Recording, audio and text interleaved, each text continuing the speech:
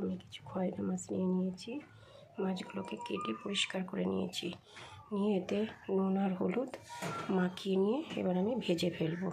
তেল দিয়ে দিয়েছি, তেলটা গরম হয়ে গেছে।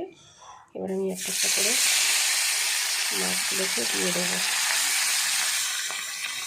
মাছগুলোকে আমি লাল লাল করে ভেজে নিয়েছি। এই বেগুন আর আলুগুলোকে আমি লম্বা লম্বা করে কেটে নিয়েছি। এই বেগুন আলু দিয়ে খয়রা মাছের ঝোল করব। এবার ভেজে নেব আলু। এবার ভেজে নেব বেগুনগুলো।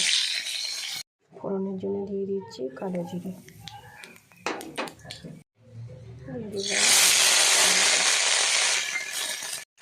দিয়ে দেবো জিরে বাটা।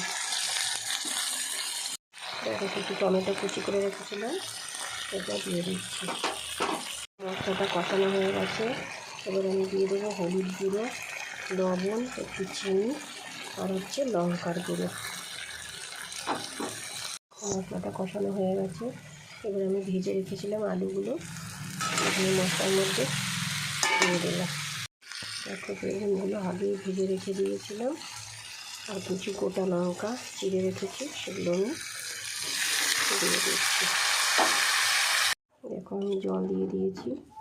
এবার আমি কিছুক্ষণ ঢাকনা দিয়ে রেখে দেবো। দেখো আলু গলে গেছে। এবার আমি দিয়ে দেবো বেটে রাখা সর্ষে পেস্ট।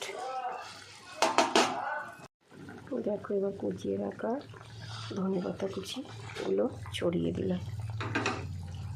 দেখো ভেজে রাখা মাছগুলো আমি এক এক করে ঝোলে দিয়ে দিলাম। দেখো মাছের ঝোলটা আমার হয়ে গেছে রান্না।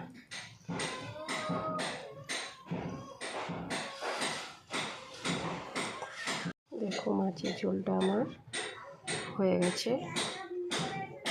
কেমন হয়েছে কমেন্ট করে জানিও বন্ধুরা।